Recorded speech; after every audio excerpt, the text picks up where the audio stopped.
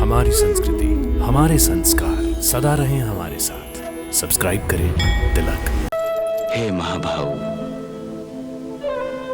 देवकी माता, मामा श्री वसुदेव और दाऊ भैया से हमारा प्रणाम कहना। अवश्य बड़े भैया।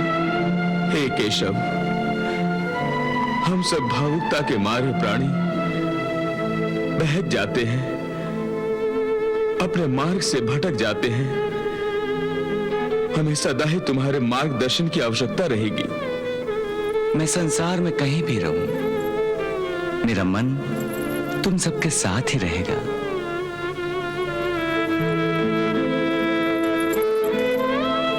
चलो सारथी।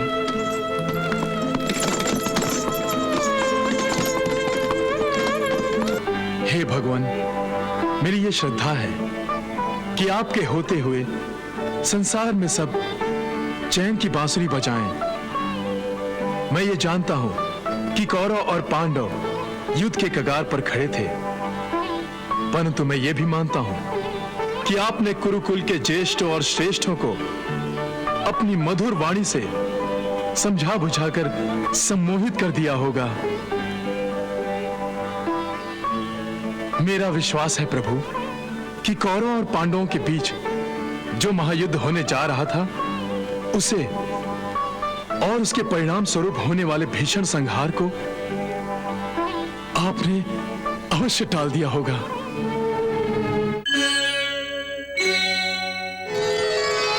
कृष्ण मुरारी की जय, वासुदेव श्री कृष्ण की जय, कृष्ण मुरारी की जय, वासुदेव श्री कृष्ण की जय, कृष्ण मुरारी की जय, वासुदेव श्री कृष्ण की जय, कृष्ण मुरारी की जय।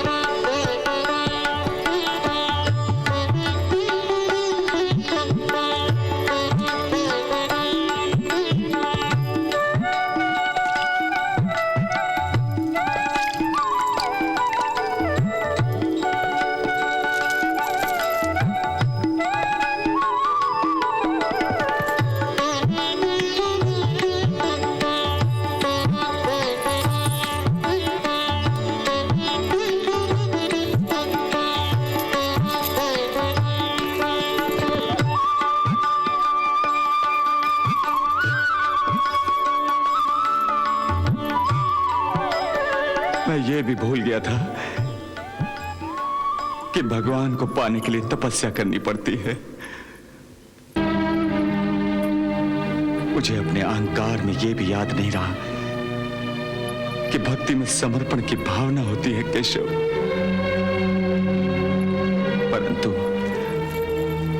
परंतु मैं अपने अहंकार के अधीन होकर अपने आप को ईश्वर समझ बैठा था, जबकि तुम मेरे सामने खड़े थे केशव। अब मेरी इस भयंकर भूल को एक नेवला ने आकर समझा दिया। मैं तो कुछ भी नहीं हूं।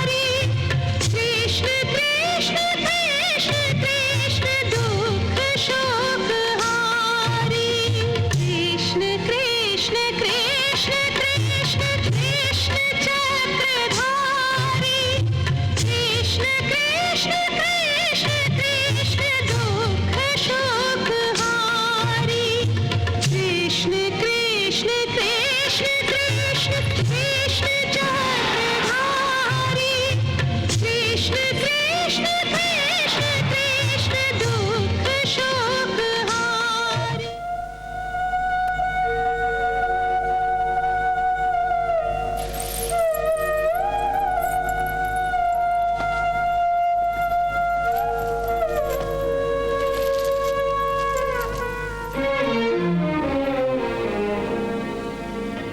अच्छा, अब मेरे हाथ में शस्त्र नहीं है, ना ही मैं रथ पर हूं, ना ही मैं लड़ रहा हूं। परंतु आपके मन में तो युद्ध करने का विचार है। हाँ, जो वीर मन से भी नारायण अस्त्र से युद्ध करने का विचार भी रखता है, चाहे वो निशस्त्र क्यों ना हो, नारायण अस्त्र उसका विनाश कर देता है।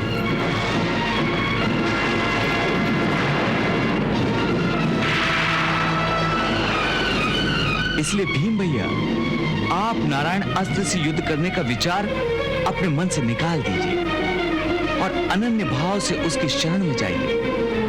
नारायण अस्त्र स्वयं शांत हो जाएगा।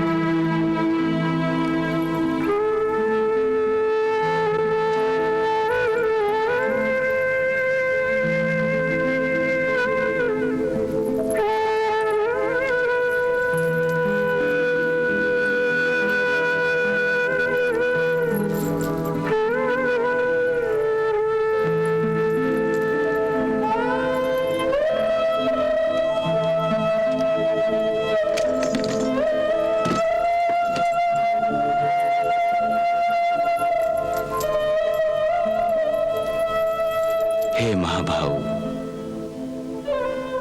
देवकी माता, मामा श्री वसुदेव, और दाऊ भैया से हमारा प्रणाम कहना। अवश्य बड़े भैया।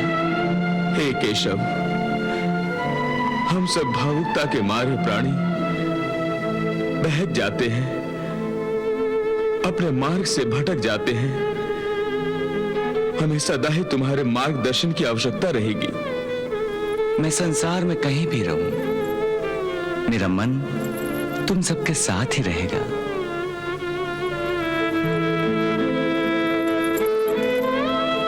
चलो सारथी।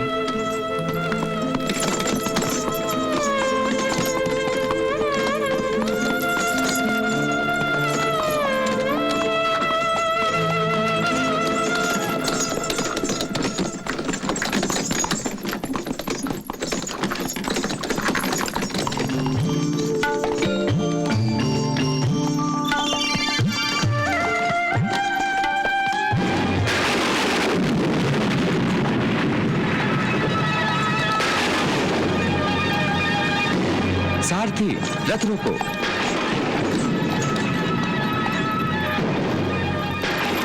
द्वारिकाधीश, यह महर्षि उत्तंक के तप सामर्थ्य का प्रभाव है। उन्होंने ये अपने तपोबल से हमें संकेत भेजा है कि मैं द्वारिका जाने से पहले उनसे भेंट करूं।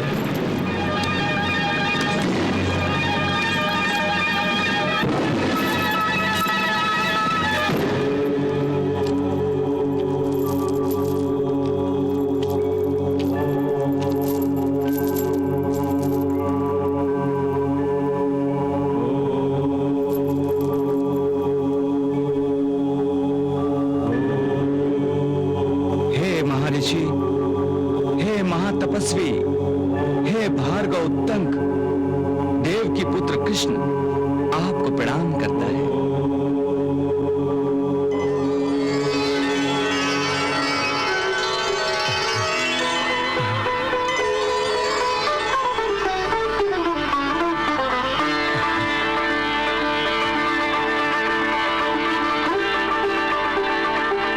योगियों के योगी, तपस्वियों के तपस्वी देवकी नंदन श्री कृष्ण को मेरा प्रणाम। भगवान, आपने मुझे प्रणाम करके समस्त लोकों में मुझे प्रतिष्ठित कर दिया है। आपकी महान तपस्या के सामने सारी प्रतिष्ठाएं मांद पड़ गई हैं। हे प्रभु, आपके श्रीमुख से निकलने वाले वाक्य तो आपकी बांसुरी के सुरों से भी अधिक मन भावन है। आप अपनी आवाज से सभी का मन मोह लेते हैं, परंतु आपके दर्शनों से तो सभी सम्मोहित होते हैं। आपने मेरा मन मोहकर मुझे सम्मोहित कर दिया है प्रभु, सम्मोहित कर दिया है। हे भगवान, मेरी ये श्रद्धा है कि आपके होते हुए संसार में सब चैन की बांसुरी बजाएं। मैं ये जानता हूं कि कौरव और पांडव युद्ध के कगार पर खड़े थे, परंतु मैं ये भी मानता हूं कि आपने कुरुकुल के ज्येष्ठों और श्रेष्ठों को अपनी मधुर वाणी से समझा बुझाकर सम्मोहित कर दिया होगा।